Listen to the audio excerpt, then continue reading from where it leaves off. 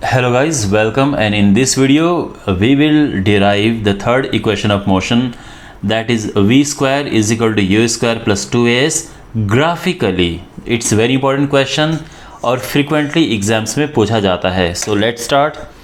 तो सबसे पहले शुरू करते हैं. देखो ग्राफिकली हमें इसको प्रूव करें तो ग्राफ बनाते हैं.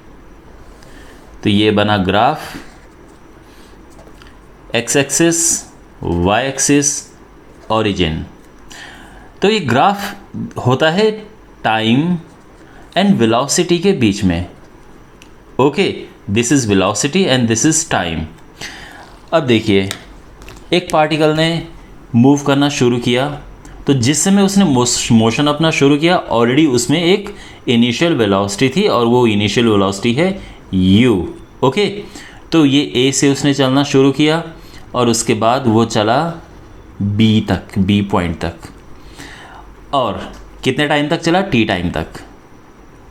तो ये टाइम t है. ओके, और जब वो t टाइम तक चला उस समय तक उसकी वेलोसिटी बढ़ चुकी थी और चेंज होके v हो चुकी है. ओके, तो यहाँ तक सब समझ आ गया है. अब हमें ये डिराइव करना है. तो देखो कैसे करेंगे. पहला जो हम लिखेंगे लाइन, दैट इज़ ऑब्वियसली आपको कुछ कंसिडरेशन भी लिखना है. That let there be an object and it starts its motion with an initial velocity u and after time t its velocity becomes v. Okay, ये आपको लिखना है. देन डिस्प्लेसमेंट क्या होगा?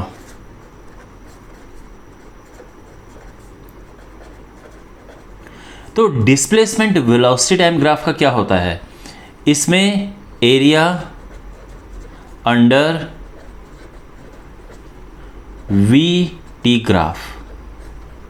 तो जो वी टी ग्राफ है यानी ये वाला ग्राफ, इसके अंडर का एरिया होता है डिस्प्लेसमेंट.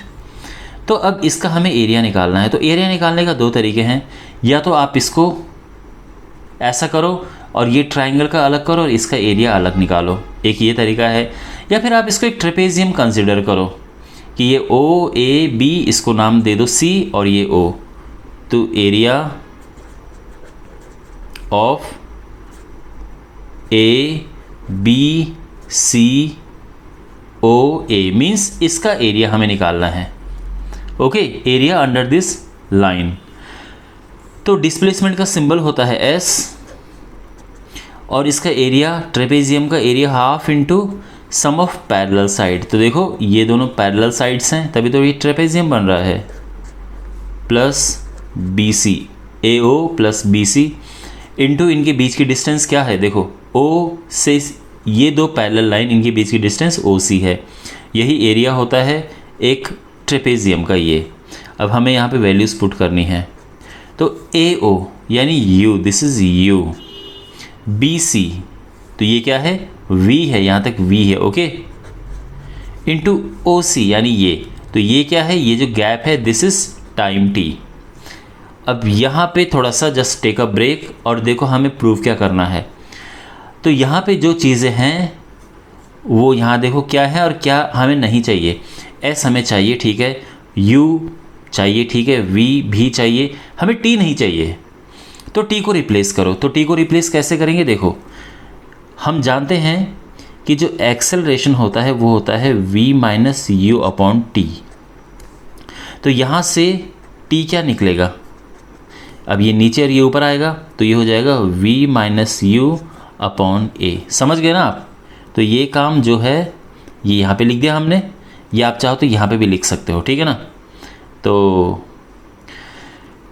s हो जाएगा, सिंपली t की जगह पे हमने पुट करना है. तो ये हो जाएगा हाफ u प्लस v और जो t है that is v minus you upon A. I hope आपको सब समझ आ रहा होगा. तो s इज इक्वल टू, देखो v plus you, v minus you. देखो ये u प्लस v है लेकिन पलटोगे तो v प्लस यू हो जाएगा और ये v minus V square minus U square होता है. ये 2a एक साथ आ जाएगा और यहाँ पे हम इसका क्रॉस मल्टीप्लाई करेंगे तो क्या क्या आएगा? v square minus U square is equal to 2as. या फिर फाइनली हमारे पास है v square is equal to U square plus 2as. तो आई होप आपको ये समझ आया होगा. ओके, तो ये डिराइव हो गया है। अच्छा, एक और बात मैं आपको बताना चाहता हूँ। हमारा जो सेकंड इक्वेशन है s is equal to ut plus half AT square, वो भी कुछ ऐसे ही डिराइव होता है। ये समझो कि यहाँ तक दोनों में सेम है, इस लाइन तक दोनों में सेम है, बस चेंज यहाँ से थोड़ा होना शुरू होता है।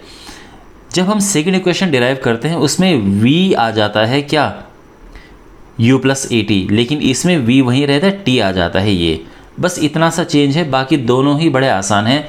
और दूसरा वाला मैं ऑलरेडी डिराइव कर चुका हूँ, उसका वीडियो ऑलरेडी अपलोडेड है। ऑलराइट, तो अगर आपको वीडियो अच्छा लगा है तो इसको ज़रूर शेयर करें, सब्सक्राइब करें चैनल को। Thanks for watching and see you in the next video.